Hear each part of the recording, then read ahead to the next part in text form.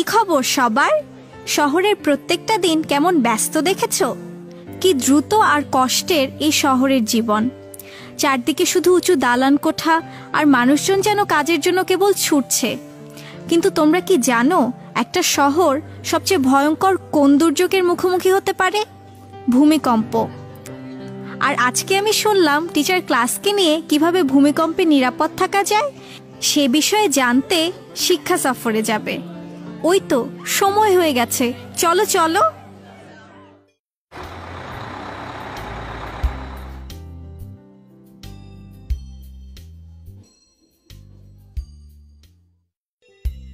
আমার মনে হয় তোমরা সবাই ভাবছো যে এটা তো বিশেষ তেমন কোনো জায়গা না, কিন্তু তোমরা জেনে অবাক হবে যে এই জায়গাতেই দৈনন্দিন জিনিস এমনভাবে সাজানো যা আমাদেরকে ভূমিকম্পের সময় নিরাপদ রাখতে সাহায্য করবে। কিন্তু তার আগে আমি ভূমিকম্প সম্বন্ধে তোমাদের সাথে কথা বলবো, কারণ তোমাদের অনেকেই কখনো ভূমিকম্প দেখোনি। ভূমি বা মাটির কেঁপে ওঠাকে ভূমিকম্প বলে। এই যে তোমরা মনিটরে দেখতে পাচ্ছ, বাংলাদেশ ভূমিকম্পের ঝুঁকিপূর্ণ 3টি বিভাগে বিভক্ত। ঝুঁকিপূর্ণ বলতে বোঝায় যে এসব জায়গায় মৃদু বা প্রবল ভূমিকম্পের আশঙ্কা রয়েছে। এই যে এখানে দেখো যে বাংলাদেশের দক্ষিণ পশ্চিম দিকের রং সবুজ করা, তার মানে এটা অঞ্চল 3 বা কম ঝুঁকিপূর্ণ এলাকা, কারণ এটা হালকা ভূমিকম্প প্রবণ। এছাড়া বাংলাদেশের মাঝখান দিয়ে যেখানে ঢাকা অবস্থিত তা হলুদ, কারণ এটি মাঝারি ঝুঁকিপূর্ণ বা অঞ্চল 2। আর বাংলাদেশের উত্তর পূর্ব দিক যা কিনা অঞ্চল 1, এর রং লাল, এটা অধিক ভূমিকম্প প্রবণ এলাকা। বেশিরভাগ ভূমিকম্পই এই এলাকায় ঘটে, কারণ এটা 2টি সক্রিয় ফল্টের কাছে অবস্থিত, যা কিনা ডাউকি ফল্ট আর মায়ানমার ফল্ট। স্যার, ফল্ট কি? আর ভূমিকম্প ফল্টের কাছেই বা হয় কেন? আচ্ছা, ফল্ট ভালোভাবে বোঝার জন্য প্রথমে পৃথিবীর টেকটনিক প্লেট সম্বন্ধে জানা দরকার। পৃথিবীর বাইরের আবরণ বা ভূপৃষ্ঠ প্লেটের সংমিশ্রণে তৈরি, যা কিছুটা ডিমের খোসার মতো। এটা অনেকটা বিশাল মাটির টুকরা যা একে অপরের সাথে লাগানো। তো শিলার প্রশ্নের উত্তর হলো, ফল্ট হচ্ছে এমন এক জায়গা যেখানে এই প্লেটগুলি একত্রিত হয়েছে।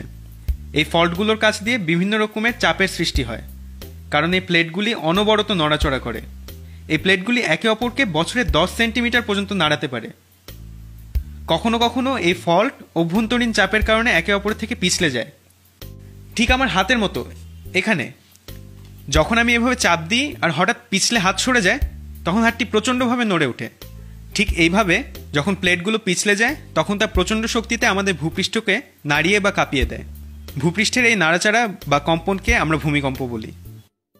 ভূমিকম্পের এই ভূপৃষ্ঠের নাড়াচাড়া কিন্তু বাড়িঘর, রাস্তাঘাট এসব ভেঙে দেবার মতো শক্তিশালী হতে পারে। আসলে ভূমিকম্প কতটা শক্তিশালী তা মাপার জন্য একটা স্কেল আছে। এই যে এটা হলো রিক্টার স্কেল।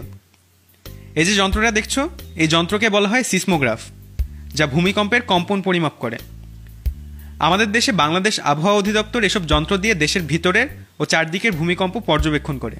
তারপর রিক্টার স্কেল ব্যবহার করে ভূমিকম্পের মাত্রা নির্ণয় করা হয়। যদি ভূমিকম্পের মাত্রা 3-এর চেয়ে কম হয়, তখন তাকে অতি মৃদু ভূমিকম্প বলে। 3-এর উপরে হলে একে মৃদু, 4 হলে হালকা, 5 মাঝারি, 6 শক্তিশালী, 7কে তীব্র এবং 8-এর অধিককে প্রলয়ঙ্করী বলা হয়।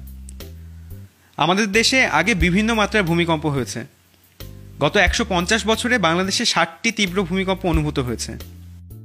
হ্যাঁ, বড় ভূমিকম্প হলে তখন আমাদের কি হবে? আমরা কোথায় পালাবো? দুঃখের বিষয়, কখন যে পরবর্তী ভূমিকম্প হবে তা আমরা কখনোই বলতে পারি না। কিন্তু ভূমিকম্প যদি হয়, তাহলে প্রথমে যা করবে তা হলো নিজেকে শান্ত রাখবে, কারণ মাথা ঠান্ডা থাকলে তুমি নিজেকে যথাযথভাবে বাঁচাতে পারবে। দ্বিতীয়ত, তোমার মাথা হাত দিয়ে ঢেকে ফেলবে। তৃতীয়ত, মজবুত কিছু যেমন কোনো টেবিলের তলায় আশ্রয় নিবে। সবশেষে মনে রাখবে, কখনোই ভূমিকম্পের সময় লিফট ব্যবহার করবে না, আর তাড়াহুড়া করে বাড়ি থেকে বেরও হবে না, কারণ অতীতে বহু মানুষ তাড়াহুড়া করে বের হতে গিয়ে আহত হয়েছে। আমার মনে হয় আমি ওই অঞ্চল 3-এর উপকূলের কুঁড়ে ঘরে গিয়ে থাকবো, বিল্ডিংয়ে থাকবো না। সেটাই তো অনেক নিরাপদ। কথাটা ঠিক না বাদল। উপকূলে গিয়ে কুঁড়ে ঘরে থাকার অন্যরকম বিপদ আছে। তুমি উপকূলে চলে গেলেও সেখানে ভূমিকম্পের ফলে সৃষ্ট সুনামিতে আক্রান্ত হতে পারো। সুনামি কি? সুনামি হলো বিশাল সমুদ্রের ঢেউ, যা সমুদ্রের তলার পৃষ্ঠে ভূমিকম্পের ফলে সৃষ্টি হয়। এই ঢেউগুলো সাধারণ ঢেউয়ের চেয়ে অনেক বেশি বড় আর ধ্বংসাত্মক। এরকম ভূমিকম্প যখন ঘটে, তখন এত বিশাল ঢেউয়ের সৃষ্টি হয় যা কিনা একটা ছোট শহরকেও ভাসিয়ে নিতে পারে।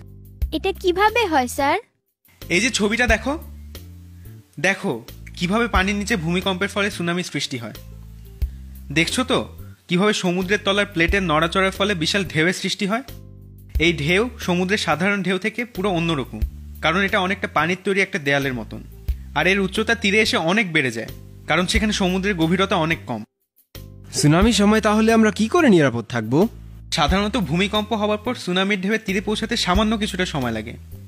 তখন সুনামির সংকেত দেওয়া হয়। যখন সুনামির সংকেত শুনবে সঙ্গে সঙ্গে উঁচু কোথাও চলে যাবে, আর তখন জরুরি সংবাদের দিকে খুব খেয়াল রাখবে। যাই হোক, যদি কখনো ভূমিকম্প হয় আশা করি এই কথাগুলো তোমাদের মনে থাকবে। ঠিক আছে তাহলে?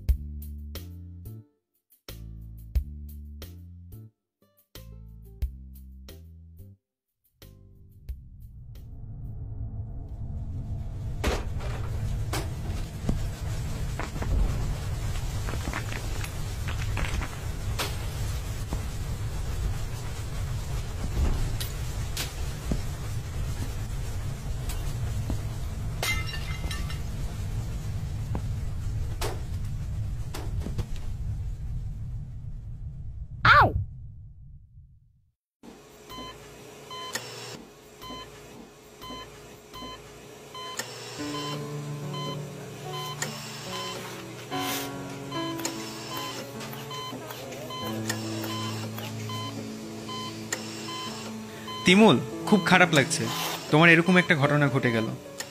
যাক, আশা করি তুমি খুব তাড়াতাড়ি সুস্থ হয়ে উঠবে। স্কুলে দেখা হবে, ঠিক আছে? আমার ভুল হয়ে গেছে, আমি ভূমিকম্পর জিনিসগুলো খেয়াল করে শুনিনি। যদি খেয়াল করে শুনতাম তাহলে এগুলো কিছুই হতো না আমার। আর আমিও বাবা মাকে বলতে পারতাম কিভাবে বাসাটাকে নিরাপদ করা যায়। তিমুল, এরকম তো হয়। ভবিষ্যতে তুমি ভালো করার চেষ্টা করবে। খুব শীঘ্রই তোমার সাথে স্কুলে দেখা হবে। তোমরা তো আজকে অনেক কিছু শিখলে।